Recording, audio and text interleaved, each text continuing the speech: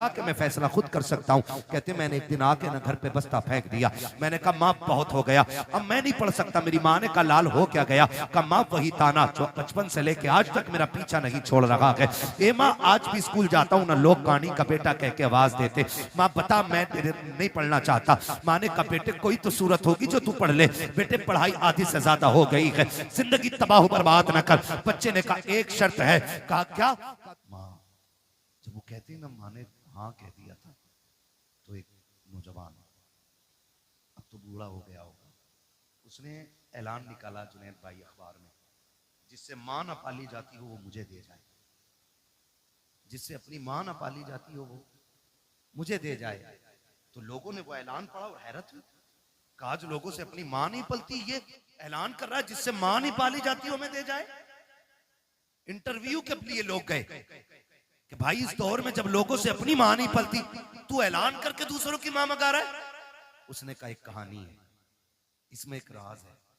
कहा बताना। फिर वो रोने बैठ गया।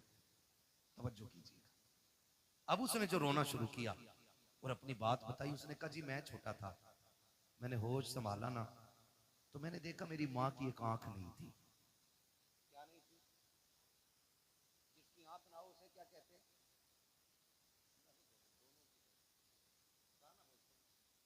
ये समझेंगे ना मुहावरे में, अगर अल्लाह ना करे किसी को ये आरिज़ा लाहिक हो, खुदा सबकी आंखें सलामत रखे। ठीक है, मैं समझाने के लिए बात कर रहा हूं। वो कहता मेरी माँ की एक आंख नहीं थी।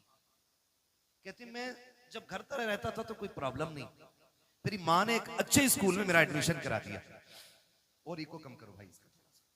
अच्छे स्कूल में जब मेरा एडमिशन हुआ ना, मैं पढ़ने के लिए गया तो मेरी माँ मुझे स्कूल छोड़ने के लिए आई। उसकी एक आंख नहीं थी, बच्चों ने मजाक बना ली, कहानी का बेटा है, कहानी का बेटा है, कहानी का बेटा है।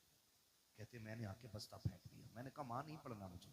कहा क्यों? कहा लोग मुझे कहानी का बेटा कहते, मजाक बनाते। तो माँ थी ना, सीने से लगाया। कहा लाल तेरी जिंदगी का सवाल है, सर पे बाप भी नहीं है, यतीम है तू, तेरे सहारे मेरी जिंदगी कट रही है। बेटे पढ़ ले वरना जमाना एक लुकमा किसी को नहीं देता है। दौर बहुत खराब हो गया है बेटे।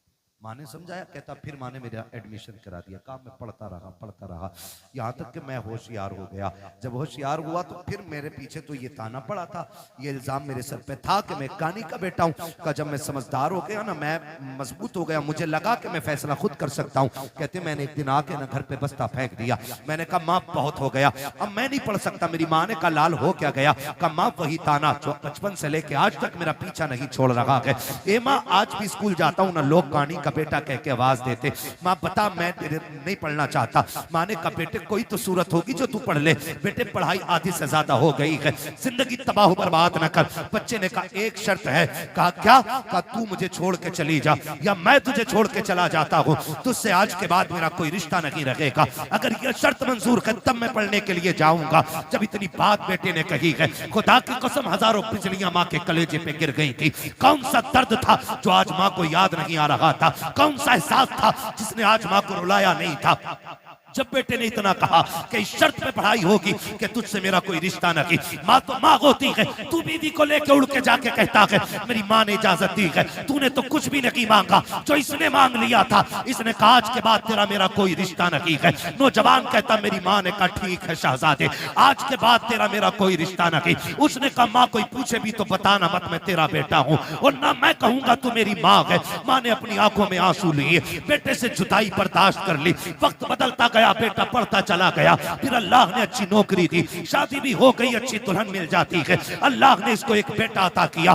जब बेटे की खबर माँ को पहुंची है, कई बार इस बेटे को देखने के लिए माँ बेटे के दरवाजे तक आई है, लेकिन गैरत ने कदम रोक दिए थे। हिम्मत जवाब दे गई, अपने बेटे को माँ बेटा ना कह सकी, पलट के वापस आ गई। चंद साल फिर बीत गए। फिर एक दिन माँ ने सोचा अब दुनिया से जाने वाली हूँ, क्यों ना अपने बेटे का चेहरा देख के आ जाऊं। माँ ने कदम उठाए गए, कलेजे पे बर्दाश्त का पत्थर रखा, बेटे के दरवाजे पे आके खड़ी हो जाती है, दस्तक दी, अंदर से इस बूढ़ी का पोता निकल करके आया।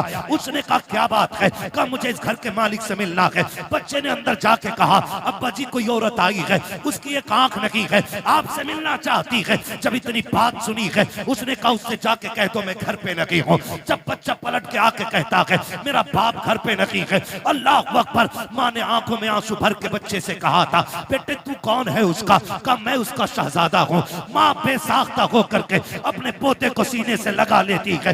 याद रखिएगा माँ बाप को औलाद प्यारी होती है, लेकिन बुजुर्गों ने कहा है पूत से ज्यादा पोते प्यारे हुआ करते हैं। वजह यह नहीं होती है कि वो रोटी देंगे, वजह यह नहीं होती है कि बुढ़ापे का सहारा बनेंगे, इसलिए पूत से पोते प्यारे होते हैं क्योंकि माँ बाप को अपने पोते के अंदर अपने बेटे का बचपन नजर आया करता। नारे तकबीर, नारे रिसालत, मसलके आला हजरत, मसलके आला हजरत, हजरत मुफ्ती हम्माद साहब किबला। नारे तकबीर, नारे रिसालत। वाह, इसलिए पोते दूध से प्यारे होते। मैं बहनों से कहूंगा ये आई बैठी हैं, कई बार ऐसा होता है बूढ़ा ससुर पोते को गोद में ले लेता है ना, आजकल तो जेंटलमैन है ना, बहुत पढ़े लिखे लोग हो गए सब, ऐसे पकड़ के खींचती है, उठ यहां से, देखता नहीं इसे सांस का मर्ज है, इसके मुंह में थूक आता है, इसकी आंखें गंदी रहती हैं। यही वजह है कि हम पढ़ाने के बाद भी अपनी औलाद को इंसान नहीं बना पाए। गलत नहीं कह रहा हूं, जिन लोगों को किताबें ना मिली, बूढ़ों का दामन मिल गया, वो आज भी इंसान, और जिन्हें किताबें मिली, बुजुर्गों का दामन न मिल सका, वो पढ़ लिख कर भी जानवर से ज्यादा बदतर है। इसलिए कि इल्म किताबों से मिलता है, लेकिन तजर्बा बुजुर्गों की बैठक से मिला करता है। बेशक, वाह वाह, क्या बात है। गोद से खींच लाती है, गोद से। मजाल है जिसमें दादा ने खाना खाया उसमें पोते को खाना दे दिया जाए। ऐसे उठा के पलट बुड्ढे के आगे की नल के आगे फेंकी जाती है जैसे कुत्ता मुंह डाल के गया हो। किस इंसानियत की बात करते हो आप, किसे तरक्की कहते हो? वो अंधेरा की भला था कि कदम राह पे थे, रोशनी लाई है मंजिल से बहुत दूर हमें। पहले घर कच्चे थे लेकिन रिश्ते पक्के थे, आज घर पक्के हो गए रिश्ते कच्चे हो गए। ये वजह है सगा बाप जिस प्याले में सालन खा ले, जिस प्लेट में खाना खा ले, बेटा उसमें खाना खाने तैयार नहीं। अब्बा के आगे का गिलास बेटा धो के पानी पीता है, मौत नहीं आ जाती? कह नहीं, इससे बीमारी फैलेगी। मेरे नबी ने फरमाया सूरुल मोमिन शिफाउन, और जालिम मोमिन के जूते में शिफा होती है। उससे किसने कह दिया कि इसमें बीमारी है? आज बाप के जूते बर्तन में बेटे पानी नहीं पीते। मुझे बताओ, दौर बहुत करीब है। हमने 2000 के बाद का जो दौर हमने देखा है ना, इससे पहले कभी ऐसा दौर नहीं आया। इससे पहले कभी ऐसा दौर नहीं आया। आज कंडीशन ये है कि 25% लोग कैंसर के मरीज हैं। हाँ, 25% कैंसर, 99% शुगर घुसती जा रही है। गलत नहीं कह रहा हूं। जानते हो क्यों? क्योंकि हमने अपनों का जूठा खाना छोड़ दिया। आज तो 4 भाई एक दस्तरखान पे बैठे होते तो 4 अलग अलग प्लेटें लगती हैं। अगर 10 लोगों की बंदा दावत कर देना, मैं तो देखता हूं मौलवियों को भी खिलाते ना खाना तो डिस्पोजल में, यूज एंड थ्रो, कागज की प्लेट। तुझे क्या पता घर के बर्तन की बरकत क्या है? जो कौम अपनी दीन के रहबर को प्लास्टिक के गिलास में पानी पिलाए, वो खाक तरक्की करेगी? जाओ, गारंटी है मेरी। ले आओ बड़े से बड़े फलसफी से टेबलेट जाकर के, बड़े से बड़े अरस्तु से दवा लेके आ। खुदा की कसम, जब दवाएं काम छोड़ जाती हैं तब छक मार के तुम्हें दुआओं के लिए जाना पड़ता है। क्या बात है। इसलिए कि जो काम दवाएं नहीं करती है वो काम दुआएं किया करती हैं। लेकिन आज हुआ क्या, कंडीशन देखो, सगे भाई भी बैठे ना, प्लेटें अलग अलग, गिलास अलग अलग है। एक गिलास रखो तो हमारी कौम उसको समझती है कि ये जिहालत है कि चार लोगों के बीच एक गिलास। जानते हो जब मोहम्मद बिन कासिम पहली मर्तबा इस मुल्क में आया, कोई एक्टर नहीं था, कोई डिजाइनर नहीं था, हुजूर के दीन का सिपाही था, हीरो था इस्लाम का। आकर के जब अपनी बेटी को आजाद कराया था ना, बहन को, और खाना खाने के लिए पहली बार मुसलमान इस मुल्क में बैठे थे ना, तो लोग मुड़ मुड़ के देख रहे थे, ये खा कैसे रहे हैं। जबकि उस वक्त दस्तूर ये था कि कोई किसी की तरफ मुंह करके नहीं खाया करता था, एक दूसरे से पीट करके खाना खाया करते थे। जब मोहम्मद बिन कासिम पहली मर्तबा इस मुल्क में आए थे, आने के बाद जब फतह की थी, बहन बेटी की आबरू बचाने के बाद जब खाने के लिए बैठे थे, और एक बर्तन में पूरी जमातें बैठी हुई थी, एक एक बर्तन में 6-6 लोग बैठे थे, लोग हैरत से देख रहे थे ये कौम कौन सी है कि एक बर्तन में एक साथ खा रही है। तब मसीहत का नकीब कह रहा था, तुम वो हो जो निजाम अपने खुद बनाते हो, ये वो है जो खुदा का निजाम लेके आगे बढ़ रहे हैं। क्या बात है हजरत। जब से हमने खुदा का निजाम छोड़ा, हम बर्बाद हो गए। अपने बड़ों की इज्जत करना, उनकी गोद से बच्चे न छीनना हक है। और तू होती कौन है बच्चे छीनने वाली? हक क्या है तेरा छीनने का? तू माँ है, वो दादा है, तू बाद में आई है, दादा पहला है। अगर दादा ना होता तो तू भी इस घर में नहीं होती। मगर इसी को जो है ना, हमारे लोग, हमारे भाई उल्टा बच्चों से कहते हैं, हाँ हाँ सही तो कह रही तुम्हारी अम्मी, जाना मत, अब्बा के झूठा खाना मत। तुझे पता है जब बंदा 70 पार कर जाता है ना, और उसके पैर कांपने लगते हैं, हाथ नहीं काम कर पाते हैं, नजर पूरी नहीं देख पाती है, चप्पल जूते ढूंढने लग जाता है, लाठी टटो टटो के पकड़ता है ना, तब खुदा आवाज देकर कहता, फरिश्तों खबरदार, अब इसके अमाल से कलम गुनाहों के एतबार से उठा लिया जाए, अब इससे खता भी हो जाए तो खता न लिखना, इसलिए कि अब मेरा बंदा दुनिया तनहा छोड़ गई है, अकेला रह गया है, अब मेरी रहमतों का सहारा है। देखते नहीं हो फरिश्तों, कोई जूती चुरा रहा है, कोई लाठी छुपा देता है, किसी को थूक से नफरत है, किसी को इसके मुंह से नफरत है, कोई इसकी आंखों से घिन कर रहा है। अब दुनिया ठुकरा गई है, देख ये सिर्फ मेरी रहमत के सहारे है। खुदा की कसम, ऐसे बंदे जब दुनिया से जाएंगे, अल्लाह कयामत के दिन बड़े बूढ़े को बुलाएगा और बुला के पूरे परिवार को इकट्ठा करेगा, फिर उस बड़े बूढ़े से पूछेगा, बता इनको पहचानता कि ये कौन है? वो कहेगा, हाँ ये मेरी पोती लगती है, ये मेरा पोता लगता है, ये मेरा बेटा है, ये मेरा देवता है, ये मेरी बहू है, ये मेरा भतीजा है। उसके बाद रब फरमाएगा, बता इनका मामला तेरे साथ क्या था? वो ये कहेगा, मालिक इसको मेरे जूते से नफरत थी, ये मेरे बिस्तर से घिन करता था, इसको मेरे कपड़े से नफरत आती थी, ये मेरे छोड़े हुए खाने को हाथ नहीं लगाता था। रब फरमाएगा, सुन आज इनमें से जिसको तू कह देगा मैं उसे जन्नत दूंगा। वो बूढ़ा कहेगा, क्यों? कहेगा, मैं जमाने को बताना चाहता हूँ जिससे तुम कुछ नहीं समझते हो, रब ने आज महशर में उसे शफाअत का इख्तियार अता कर डाला है। क्या बात है हजरत, जवाब नहीं, माशाअल्लाह। इज्जत करो अपने बड़े बूढ़ों की, वरना याद रखना जैसी करनी जोर से, जैसी करनी वैसी करे। छोड़ो बुड्ढों को यार, बड़ा रहने दो, इन्हें क्या पता है। अब साहिब जी का दौर है, बुढ़े के दौर में कोई भी जी नहीं था। खुदा की कसम कोई जी था या ना था, लेकिन इस बुड्ढे के दौर में अदब जरूर था। अदब जरूर था। मेरी जेब पे अगर कलम लग गया ना, तो सफेद बालों वाला भी आ जाए तो मैं क्यों उठूं? तो कलम लगा के बैठूं भाई, मैं तो हजरत हूं, मुझे तो लोग हुजूर भी कहते हैं, तो मैं ये लेके बैठ जाऊं? ये हुजूर का दीन, ये हुजूर का दीन।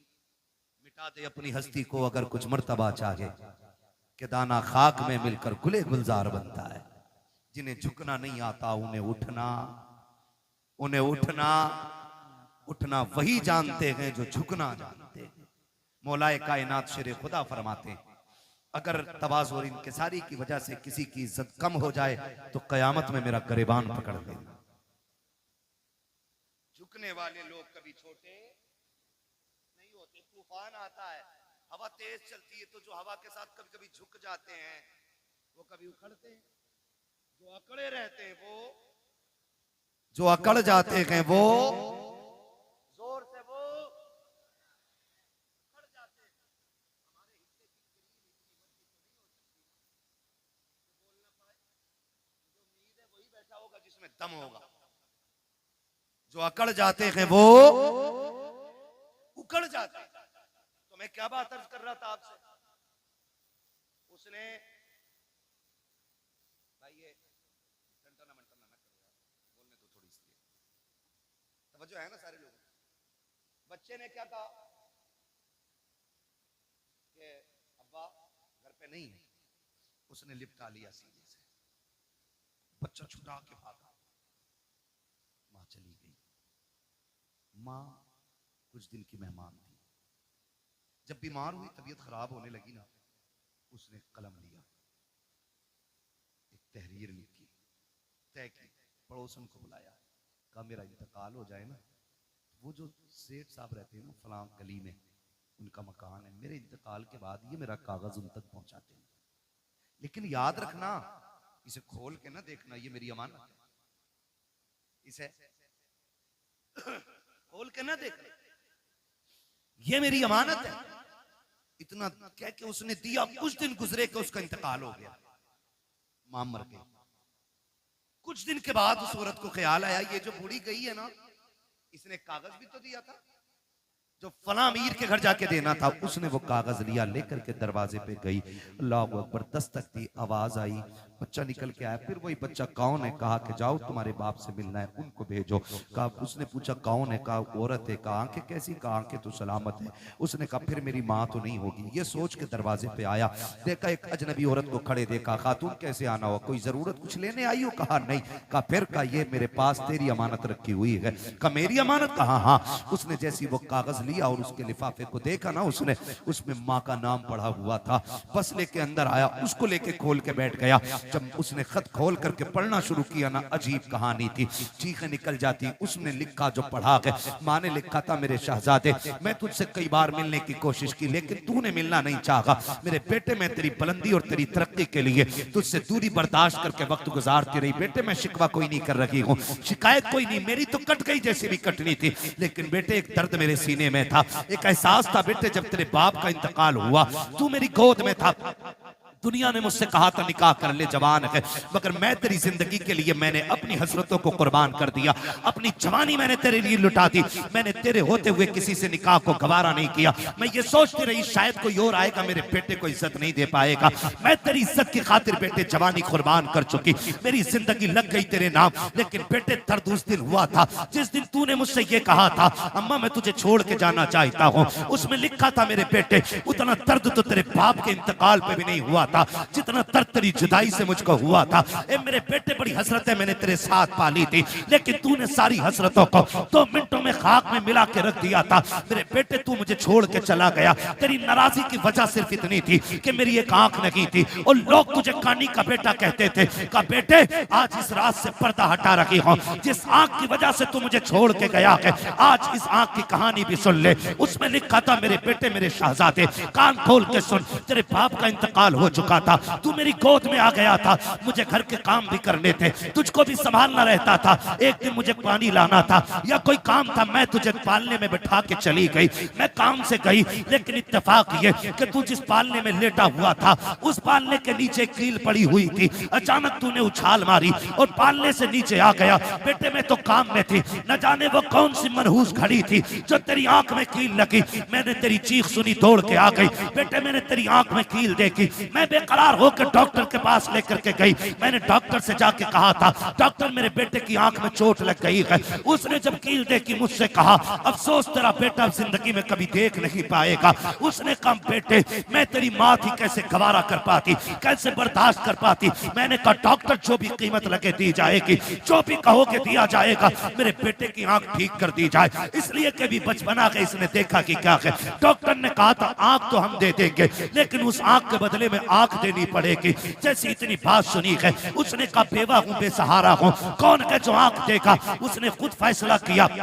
आके कहने लगी डॉक्टर जल्दी कीजिए, मेरी आंख निकाल लीजिए। उसने कहा जवानी है, पूरी जिंदगी को क्यों बर्बाद करना चाहती है? तेरी जिंदगी में अभी भाग बनाना बाकी है, खुशियों की बहारें हैं, अभी जागेगी, निकाह करेगी, तू आंख क्यों दे रखी है? उसने कहा मेरा तो जो होना था हो चुका, मैं जिसके लिए सजती सवरती थी वो सजन तो कब्रिस्तान जा चुका है, अब किसी के लिए सजना सवरना नहीं है। मेरी खुशियां मेरे बेटे में है, मेरे अरमान मेरे बेटे के साथ हैं। उसने कहा जल्दी कर, मेरी आंख निकाल ले। मेरी आंख मैंने बदले में दी है बेटे, तब जाके तुझे उसके बदले में डॉक्टर ने आंख दी थी। उसने कहा बेटे तू ये पूछता रहा कि मेरी आंख कैसे गई है, सुन ये मैंने आंख लुटाई है, तब जाके तूने इसके बदले में रोशनी पाई है। इस आंख की वजह से तू मुझे छोड़ के जा चुका है। बेटे मैं शिकवा नहीं करती, शिकायत नहीं करती, का जब कभी याद आ जाए तो हाथ उठा लिया करना, तेरे मुंह से दुआएं निकलेंगी, कब्र में तेरी माँ को ठंडक और सुकून महसूस हो जाया करेगा।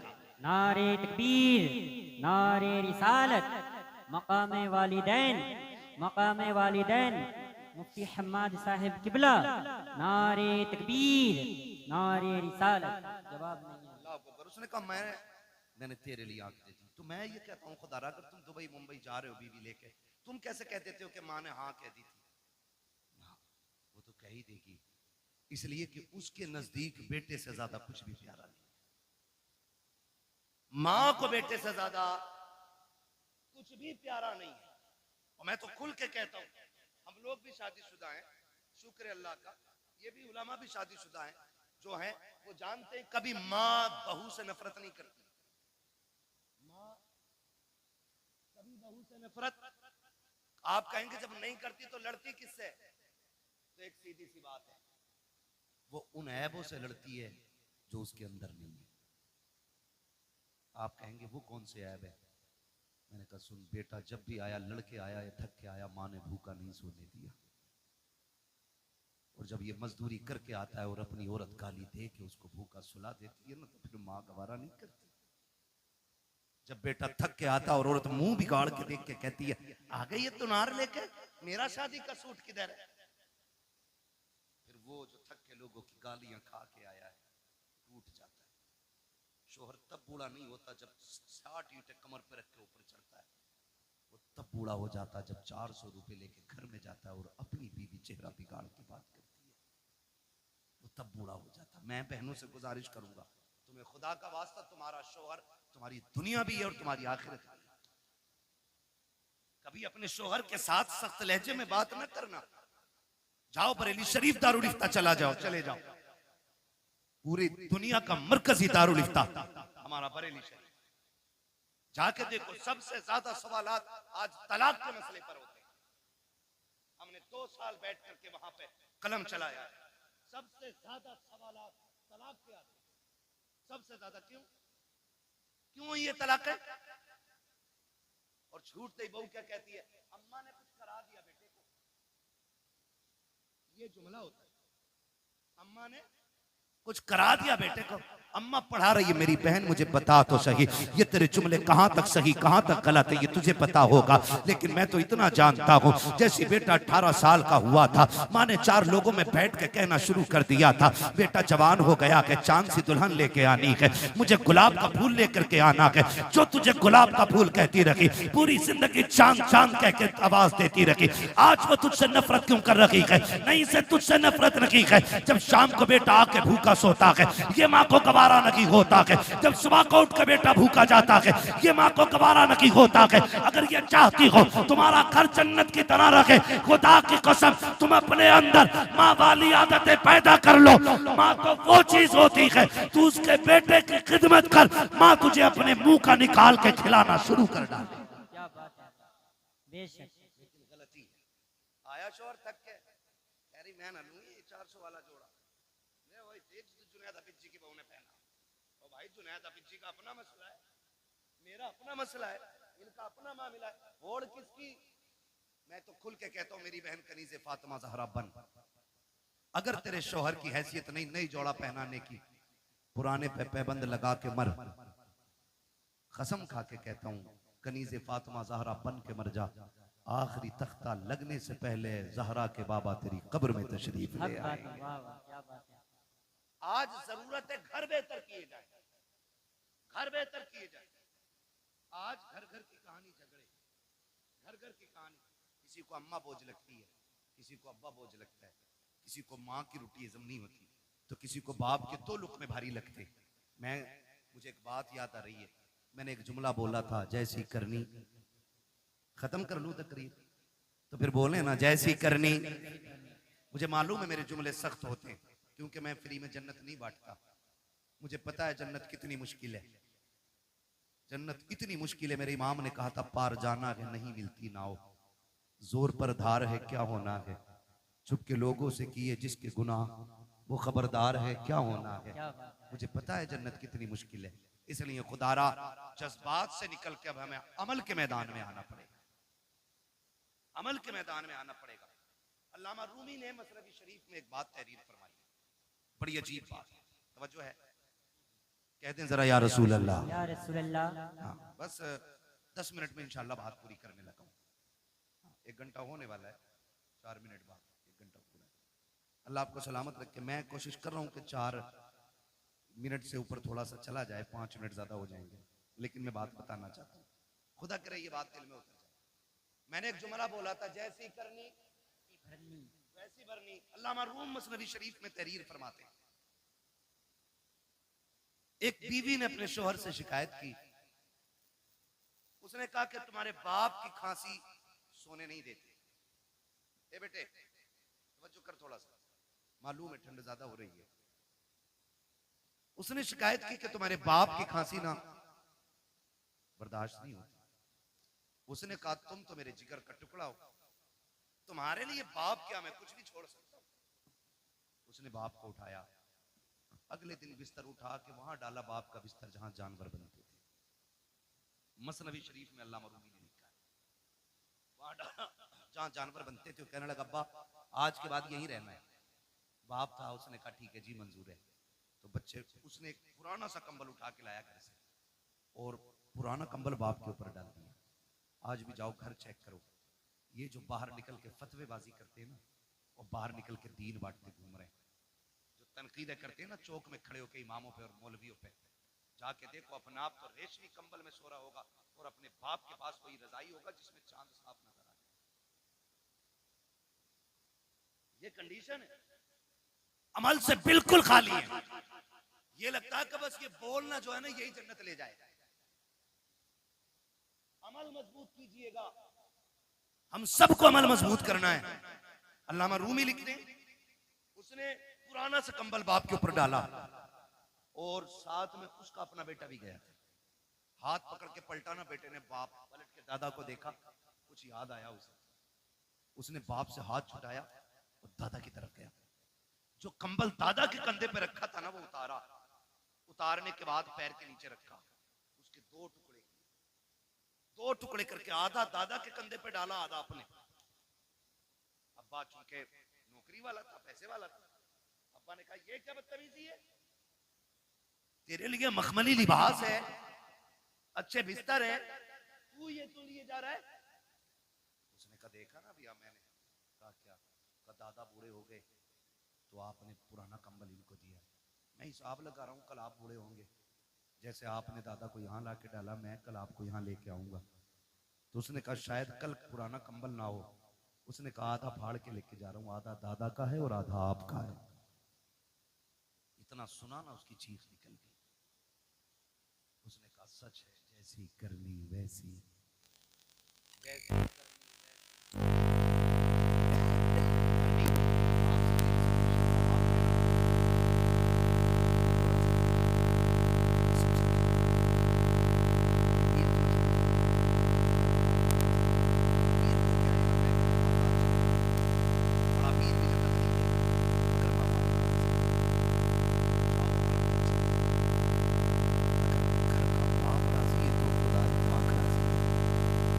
आप नाराज है तो खुदाए पाक भी नाराज है।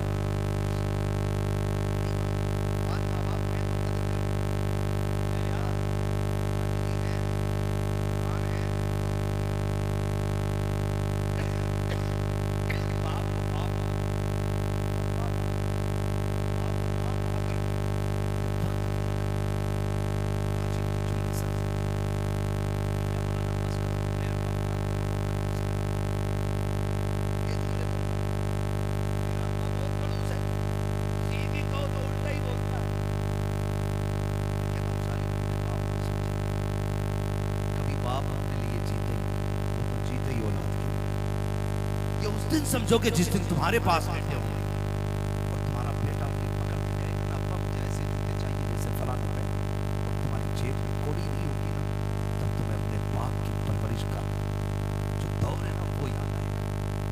आज हमारे पास बाइक है, 4 व्हीलर है, लेकिन बाप को बैठाने के लिए वक्त नहीं, बाप को बैठाने के लिए वक्त नहीं है। और वो तो तब लेके हमें चला जब लोग उस दौर में साइकिल का तसव्वुर भी नहीं करते थे, जब गाड़ियां नहीं थी। 4 किलो मेले की जिद कर दी हमने, जाने 4 किलोमीटर तक बाप कंधे पे लेके जाता था।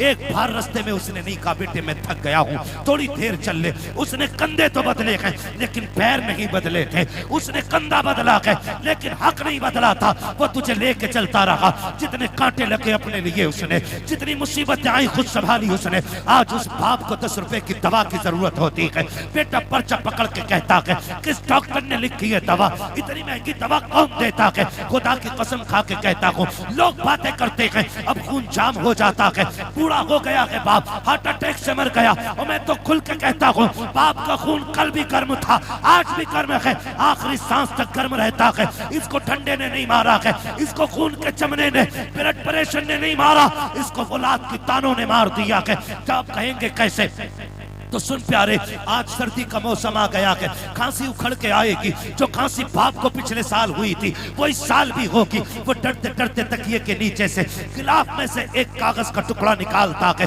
जो 1 साल से रखा हुआ है, और वो खांसी के सिरप का रेपर होता है। वो सोचता है, कभी ख्याल करता है इससे दवा मंगाऊं के ना मंगाऊं, लेकिन खांसी परेशान करती है। फिर ख्याल आता मंगाऊं के ना मंगाऊं, फिर दिल पे पत्थर रख के वो निकालता है कागज और देता बेटे को। जब बेटा कागज देखता है और उसको मोड़ के कहता तुम्हारे खर्चे उठाऊं या औलाद के खर्चे उठाऊं, जब इतना सुनता है तब बाप को अपनी परवरिश पे एहसास होता है। वो फिर कहता मालिक ये बेटा ना होता तो क्या हो जाता, ये मर क्यों नहीं गया था, क्या इस दिन के लिए जवान किया था मैंने, इसके लिए एक एक पल मर के गुजारा है। एक दिन डॉक्टर ने कह दिया था इसके दिल में सुराख है, बच नहीं पाएगा। मैंने दुनिया का एक एक हॉस्पिटल चेक कर लिया, जगह जगह पे लोगों से दवाइयों की भीख मांगी, संपत्ति में आग लगा दी, जायदाद जला डाली ताकि बेटे को जिंदगी मिल सके। आखिर में जब डॉक्टरों ने ना कह दिया तो इसी बाप ने अपने दिल का नजराना दिया और कहा था डॉक्टर हो सके मेरा दिल ले ले लेकिन मेरे बेटे की जिंदगी बचा ले।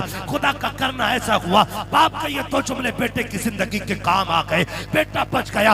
आज जब बाप दवा की बात करता है बेटे उल्टी छेप करके दिखा देते हैं। खुदा के वास्ते तुम्हें समझाया क्यों न कि पीर ने, तुम्हें बताया क्यों न कि तुम्हारे खानदान वालों ने कि जन्नत पीर के कदमों में नहीं, जन्नत माँ के कदमों में है। तुम्हें बताया क्यों नहीं गया है कि अगरबत्ती मज़ारों पे लगाने से अल्लाह उतना राजी नहीं होता है जितना बाप के पैर दबाने से राजी होता है। जाओ आज भी गारंटी है, बरकत ना हो अपनी दौलत का हिस्सा बाप पे लुटाया करो, खुदा उसके सदके में तेरी 7 पुश्तों के रिस्क का इंतजाम फरमा। मौज आ रही है, मौज। ईद था आ गया और ईद नशेड़ी था, जुआरी था, 500 दे दिया, उन्हें सर्टिफिकेट दे दिया। हाँ, जब उनने कही जन्नत दी तो सुबह को मरीज उठ के कह रहे आज रात मैंने ना आपको जन्नत में देखा था, तो वो भूल के कह रहे अच्छा अल्लाह का करम लगे मुझे भी ऐसे मर के देख बेटे वो लठिया चलेगी कि सारा लगना बंद हो जाएगा।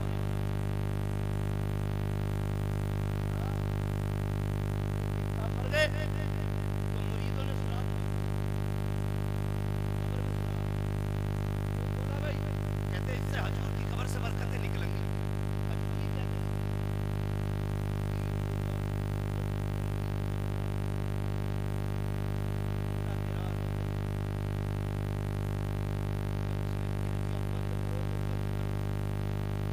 उसके राज वही जानता है। इसलिए मेरे भाई, माँ बाप औलाद के लिए दुआओं का सबसे बड़ा तरीका, जब दुआएं कबूल ना होती है दुनिया चलती है।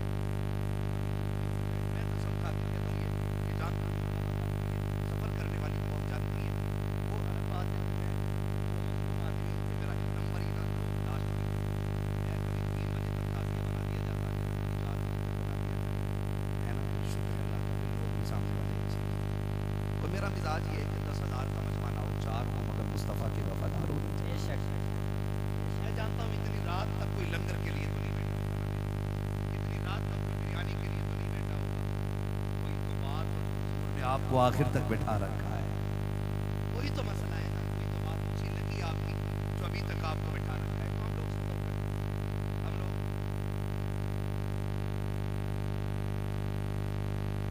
करते हैं, हम लोग सफर करते हैं, लगे आने रहते हैं। मैं कसम खा के कहता हूँ, अल्लाह ने बड़े से बड़े अच्छे कमरे भी दिखा दिए, बड़ी से बड़ी गाड़ियाँ भी दिखा दी। और ये हमारा कमाल नहीं है, ये हुजूर के जिक्र का कमाल है। वरना हमारी औकात तो साइकिल भर की नहीं थी। ये तेरा करम है आका के बना लिया है अपना, कहाँ मुझसे ये कमीना, कहाँ सिलसिला तुम्हारा, है ना। बस लोग अगर कहें कि भाई क्या है, भाई क्या है, क्या है, कितना बड़ा है, कितना पैसा है, तो सुनो जी, सिर्फ एक ही तारुफ है, तेरे टुकड़ों पे पले गैर की ठोकर पे न डाल, झिड़कियां खाएं कहाँ छोड़ के सदका तेरा। तो अल्लाह के करम से बड़ी बड़ी गाड़ियां भी देखी, बड़े बड़े होटलों में रुके, बड़े बड़े अच्छे बिस्तर मिले, मगर अल्लाह की इज्जत की कसम खा के कहता हूँ, जो दिल माँ के कदमों में बैठ के लगता है ना, वो किसी भी 5 स्टार होटल के VIP गद्दे पे नहीं लगता है। इसलिए कि आप ना जब दुनिया से पलट के आओ, देखो नारे लगते हैं, कहता कोई कहता लामा आया है, कोई कहता आमा आया है, मैंने एक नारा रखा, देखो देखो आया।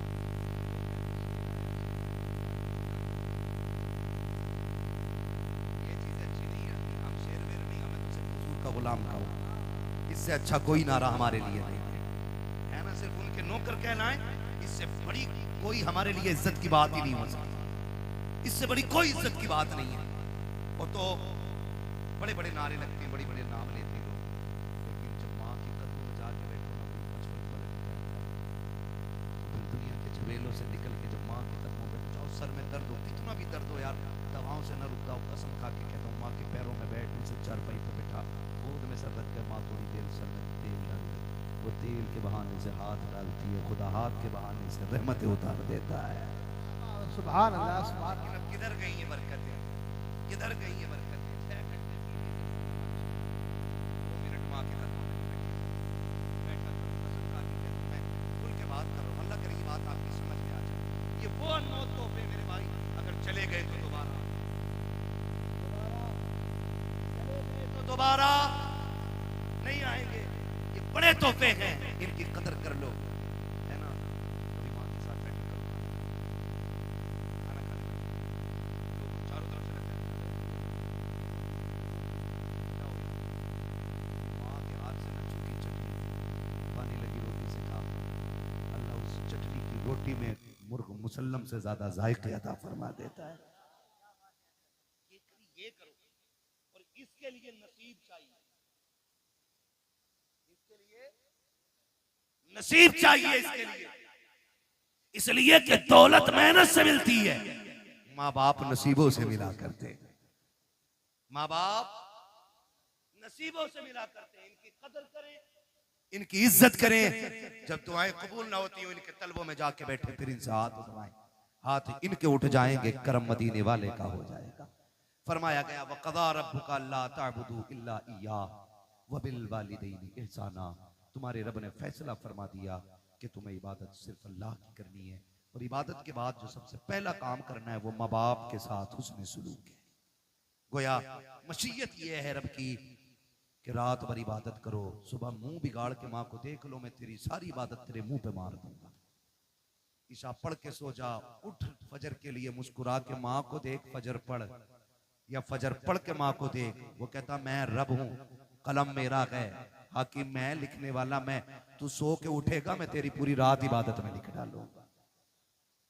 करेंगे इंशाल्लाह ये काम, इज्जत करेंगे माँ बाप की, इनसे ऊंचे लहजे में बात करेंगे,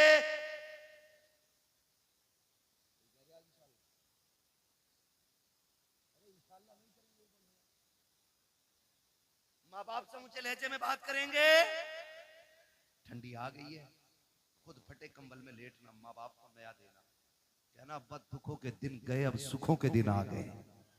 अब बेटा जवान हो गया है, अब भी मेरा बाप फटा कंबल ओढ़े, मैं जवान हूं, मेरी जिस्म में ताकत है सर्दी बर्दाश्त करने की, मैं बैठूंगा ना। माँ बाप बड़े अच्छे लोग, बड़े अच्छे होते हैं, वो कभी किसी से कहते नहीं बेटा सुलूक क्या कर रहा है, कभी नहीं कहते। उनसे पूछो रोटी दे रहा, हाँ मेरा लड़का 3 टाइम रोटी दे, घर में इज्जत है, बोले हाँ बहुत इज्जत है। लेकिन हकीकत क्या होती है, हकीकत ये होती है कि उसके लिए जिस छत को उसने पूरी जिंदगी मेहनत करके बनाया था ना, आज उसके नीचे बैठने के लिए बाप के पास 2 घंटे नहीं। आप कहेंगे कौन वो बाप है, तो लो मैं निशानी और इशारा देख के जा रहा हूँ। जो आग बुझने के बाद भी बूढ़ा राख पे बैठा मिले ना, समझ लेना इसके बेटे इसकी इज्जत। जाओ सर्दी के मौसम में अगर आग बुझने के बाद, जहां लोग तापते हैं कई बार, आग जला के अगर बुझ जाए आग राख और वहां भी कोई बैठा मिल जाए, समझ लेना इसके बेटे इसकी इज्जत नहीं करते। खुदा के वास्ते मैं कहता हूँ, खुदा की कसम, बाप को राहत दो। तुम्हारी कब्र पे कोई फाता पढ़े ना पढ़े, बाप के सदक़े में अल्लाह तुम्हारी जिंदगी को भी राहत देगा और कब्र में भी आपको राहत अता फरमाएगा। वक़ज़ा रब्बुका अल्ला ताबुदू इल्ला इय्याह, तुम्हारे रब ने फैसला फरमा दिया कि इबादत सिर्फ अल्लाह की करनी है और फरमाबरदारी माँ बाप की करनी है। माँ बाप की फरमाबरदारी के बगैर वो इबादत भी कबूल है, कबूल है नहीं करता है तो अब इंशाअल्लाह करेंगे, माँ बाप की फरमाबरदारी करेंगे, इनके साथ रहेंगे, इनके साथ वक्त गुजारेंगे। हाँ सुनो, एक टिप्स दे जाऊं, औरतों को मत बताना, ये मैंने कहा था। अगर औरत माँ बाप से है तो जरूरी है कि बीवी अम्मा भी तो हो सकती, बहन भी तो हो सकती, मगर सुनो बीवी वालों को बता रहा हूँ, बीवी वाली अगर किसी की बीवी ये कहे माँ बाप छोड़ दो, तो पहले समझाना, उससे कहना तेरी जन्नत मेरे कदमों में, मेरी जन्नत मेरी माँ के कदमों में। अब तुझे अपनी जन्नत चाहिए कि नहीं चाहिए, तो फिर मेरी जन्नत मेरे पास रहने, और फिर भी ना माने ना परेशान करे तो बीवी छोड़ दो, माँ बाप ना छोड़ो। बीवियां 1000 मिलती हैं, माँ बाप एक बार मिलते हैं। माँ बाप एक बार मिलते, वाह वाह। एक बार मिलते हैं, माँ बाप नहीं छोड़ो, उनकी खिदमत करें। अल्लाह हमारी नस्लों में बरकत अता फरमाए। बस जो फरमाइश हो गई थी शजरे की, मैं वो पूरा कर लूँ। हमारा तो मामला ये है कि कहीं चले जाओ तो शजरा पहले कह देते हैं, दिल करे शजरा ही पढ़ के निकल, शजरा ही पढ़ के क्या शजरा सुना दिया भाई, शजरा ही सुनने आए थे क्या? बातें भी सुनी है ना। वो कहा था बंदा गलत था कि सही, ये अलग बात है, लेकिन बात बड़ी कह गया मुनव्वर राणा। उसने कहा था बुलंदियों का बड़े से बड़ा निशान छुआ, उठाया गोद में माँ ने तब आसमान छुआ। है ना, तो माँ की गोद की कोई मिसाल नहीं, बाप के कंधे का कोई मुकाबला नहीं। माँ की गोद की मिसाल नहीं और बाप के कंधे का कोई जवाब नहीं है। ठीक है जी, ये 2 बात याद रखेंगे, फिर जरा बोल दे सुभान अल्लाह। अब बोलो जरा सुभान अल्लाह। इससे ज्यादा शोर तो हमारे यहाँ चने के, जो पीछे के चने बैठते हैं उसमें ज्यादा लोग कर देते हैं। जब मेरा हाथ उठे ना, ये साउंड बोल रहा है कि गाड़ी बोल रही है, जब मेरा हाथ उठे ना समझ लेना मौलवी दाद नहीं चाह रहा है, मौलवी सांस लेना चाह रहा है। उस बीच में तुम्हें क्या बोलना है? मेरे बेटे तेरी आवाज बैठ गई, तुझे मुबारकबाद पेश करता हूँ। घर जाना माँ से कहना अम्मा दुनिया पैसे लुटा के आई, मैं हुजूर के नाम पे आवाज लुटा के आया हूँ। क्या बात है। आला हज़रत ने पढ़ाई दिया है जमीन और जमा।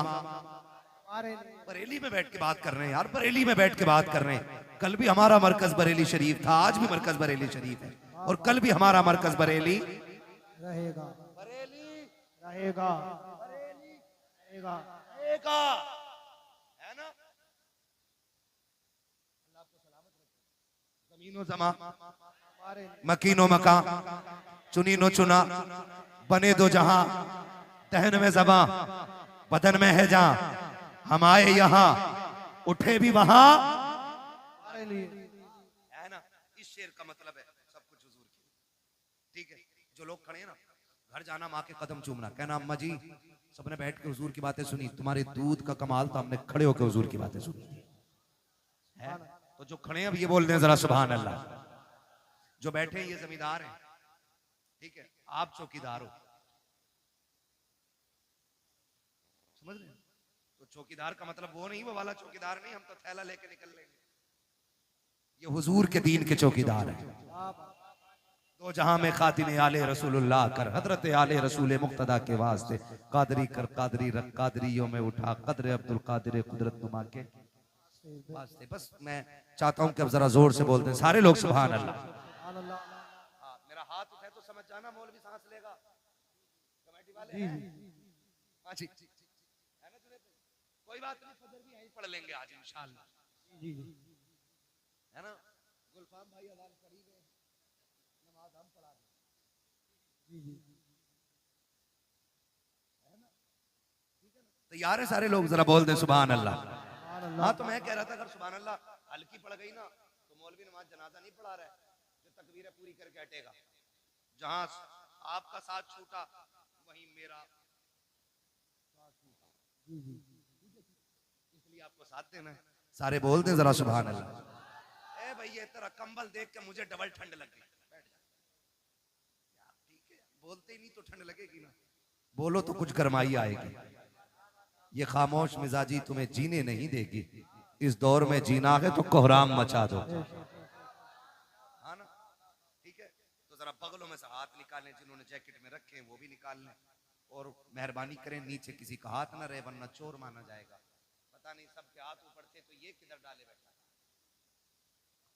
है ना? नहीं, तुम भी हाथ उठाओ, सारे बोल दें जरा या रसूल अल्लाह, और जोर से। हाँ माशाल्लाह, जितनी जोर से हाथ उठाए ना उतनी जोर से सुभान अल्लाह बोलो, है ना, इतनी जोर से बोलेंगे ना मेरे भाई, ठीक है। खड़े लोगों की अपनी मर्जी, भाई आप खड़े हैं, यही बड़ी बात। साउंड आपका बहुत अच्छा है, ठीक है, और साउंड से अच्छा तुम्हारे गले में रुमाल लग रहा है मुझे, क्योंकि इस रुमाल की निस्बत बिलग्राम शरीफ से है ना। अल्लाह तुम्हें सैयदों का सदका अता करे, बहुत अच्छे लग रहे हो माशाल्लाह, है ना। ए बेटे अब तो गले में से हाथ निकाल दे यार, कुछ तो गैरत करे। ओए हाथ गले में से हाथ निकाल, ए कंधे में से हाथ निकाल बेटे, अरे कैसे लिपट के खड़ा यार। हाँ, ये बड़ी बदतमीजी हमारी कौम में, हम ऊंट हो गए, अकल नहीं आई हमें, है ना। जरा हाथ निकालने बोलने सुभान अल्लाह। आदम के बेटे शीश, आप ऐसे क्यों कर रहे हो? गलती हो गई क्या? मैंने बोलने को बोला था यार, सुभान अल्लाह बोलने। आदम के बेटे शीश, शीश के बेटे यानस, यानस के बेटे कैनान। सलामत रहें, सलामत रहें। इतनी जोर से बोलो जाने वालों को पता चले अभी जलसा चल रहा है, और सुनने वाले भी हैं। मौलाना जुनैद भी है,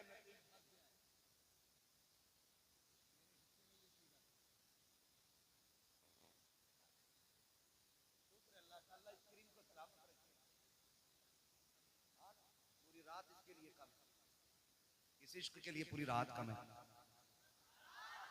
आदम के बेटे शीश, शीश के बेटे यानस, यानस के बेटे कैनान, कैनान के बेटे मैलाइल, मैलाइल के बेटे ब्यारत, ब्यारत के बेटे इदरीस, इदरीस के बेटे मुतवश्शिक, मुतवश्शिक के बेटे लमकनेक नाम, लमकनेक नाम के बेटे नूह, नूह के बेटे साम, साम के बेटे जुल्हाद, जुल्हाद के बेटे शालिक, शालिक के बेटे आबिर, आबिर के बेटे दाता, दाता के बेटे रावा, रावा के बेटे सारू, सारू के बेटे नाखुर, नाखुर के बेटे तारिक, तारिक के बेटे इब्राहिम खलीलुल्लाह, इब्राहिम खलीलुल्लाह के बेटे इस्माइल ज़बीहुल्लाह, इस्माइल ज़बीहुल्लाह के बेटे केदार, केदार के बेटे अवाम, अवाम के बेटे हमल, हमल के बेटे साबित, साबित के बेटे सलमान, सलमान के बेटे रईसा, रईसा के बेटे इलियासा, इलियासा के बेटे ओद, औद के बेटे हव्वा, हव्वा के बेटे अदनान, अदनान के बेटे मोहित, मोहित के बेटे नदार, नदार के बेटे मुदिर, मुदिर के बेटे इलियास, इलियास के बेटे मुदरिका, मुदरिका के बेटे खदीमा, खदीमा के बेटे किनाना, किनाना के बेटे नदर, नदर के बेटे मालिक, मालिक के बेटे फहर, फहर के बेटे गालिब, गालिब के बेटे लुई, लुई के बेटे काब, काब के बेटे मुर्रा, मुर्रा के बेटे किलाब, किलाब के बेटे कुसई, कुसई के बेटे अब्दे मनाफ, अब्दे मनाफ के बेटे हाशिम है, हाशिम के बेटे अब्दुल मुत्तलिब है, अब्दुल मुत्तलिब के बेटे अब्दुल्लाह है, अब्दुल्लाह के बेटे मोहम्मदुर रसूलुल्लाह। नारे तकबीर, नारे रिसालत, बस लगे आला हज़रत, इश्क मोहब्बत, इश्क मोहब्बत, लब्बैक लब्बैक या रसूल अल्लाह, लब्बैक, नारे हैदरी। मैं तो इतना कहूंगा जहां इलाके में जलसा हो ना तो ये सलमान साउदी लगना चाहिए, अगर मौलवी की लंबी उम्र चाहते हो, वरना साउंड वाले से ज्यादा मेहनत कभी मौलवी को करनी पड़ जाती है। आज मेरे भाई ने इतनी मेहनत कर दी कि हम थके नहीं, और भी घंटे बर्बाद कर सकते हैं। लेकिन मुझे ताजुश शरिया सरकार की एक बात याद आ गई और मैं आपको बता के जाना चाहता हूँ। ये बात गांठ बांध लीजिए। सरकार ताजुश शरिया के बाद जब हम लोग बुखारी शरीफ पढ़ने जाते थे तो मिलने वाले लोग जब आते थे, हमने देखा किसी का अखबार नहीं पढ़ रहे या किसी ने बताई हो, हमारे मुर्शिद में इतनी इतनी अच्छाइयां थी कि देखने वाला पेट भर के देख लेता। मैंने देखा एक हजरत को लोग मिलने आते हो, हजरत मुसाफा करते हैं। ये सारे लोग ना सबक के तौर पे, भाई थोड़ा इको कम कर दीजिएगा, सबक के तौर पे ना सारे लोग इसे याद रखें, खास करके कमेटी वाले और जलसे वाले। हजरत के पास लोग आते मुसाफा करते, हजरत पूछते थे यूसुफ भाई वगैरह से या आशिफ भाई वगैरह से, कहते थे कि लोग गए के हैं, कहते हजरत खड़े तो हजरत गुस्सा होकर कहते थे जाओ यहाँ क्या देख रही है, कोई कश्मीर की वादी है? ये जुमले होते थे, कश्मीर की वादी है, देख लिया मुसाफा हो गया अब जाओ। मुसाफे के बाद कहते थे अब जाओ। लोग खड़े रहते थे, फिर कहते थे सुनो भाई, अगर यहाँ खड़े रहोगे तो बच्चों के लिए रिस्क हलाल कहां से लाओगे? मेरे पास खड़े होने से बेहतर है अपने बच्चों के लिए हलाल रोजी तलाश करो। ये सरकार ताजुशरिया फरमाया करते थे। आपसे मेरी इतनी गुजारिश है, जलसे करें, आपके जलसे ना बहुत लाजवाब होते हैं मेरे भाई। दूसरी बार मेरी हाजिरी हुई, पिछला जलसा भी बेमिसाल था और ये जलसा भी बेमिसाल, लेकिन कोशिश करें जलसे सही वक्त पर मुकम्मल कर लिया करें ताकि नमाजी फजर में नमाज पढ़ लिया करें, मजदूर सुबह काम पे चला जाया करे, बिजनेसमैन अपनी दुकान खोल लिया करे, ताकि हम पूरी जिंदगी अपने बच्चों को हलाल रोजी खिलाते रहें। और फिर उन्होंने कहा था अगर ये गांठ बांध ली ना तो आगे कह गए जिंदगी ये नहीं है किसी के लिए, जिंदगी है नबी की, जिंदगी है नबी की, नबी के लिए मसलके आला हजरत पे कायम रहो, जिंदगी दी गई है इसी के लिए। आखिर में कहते हैं अख्तरे कादरी खुल्द में चल दिया, खुल्द वाहे हर एक कादरी के लिए। का फिर ये काम कर जाओ, फिर जन्नत के दरवाजे खुले हैं। बस जो हुए अगलात उनको माफ फरमाए रब्बे कायनात। जिंदगी ने दिया साथ, फिर होगी मुलाकात, चमन रहा फूल खिलेंगे, जिंदगी रही फिर मिलेंगे। मुसाफिर हैं हम भी, मुसाफिर हो तुम भी, किसी मोड़ पर फिर मुलाकात होगी। फकीरान आए सदा कर चले, सदा खुश रहो ये दुआ कर चले। सारे लोग कलमा शरीफ पढ़ लीजिए, ला इलाहा इल्लल्लाह। अल्लाह सलामत रखे। और जोर से जरा कलमा शरीफ पढ़े, ला इलाहा इल्लल्लाह मुहम्मदुर रसूलुल्लाह अस्तगफिरुल्लाह रब्बी मिन कुल्ली ज़ंबिन व अतूबु इलैहि व मा अलैना।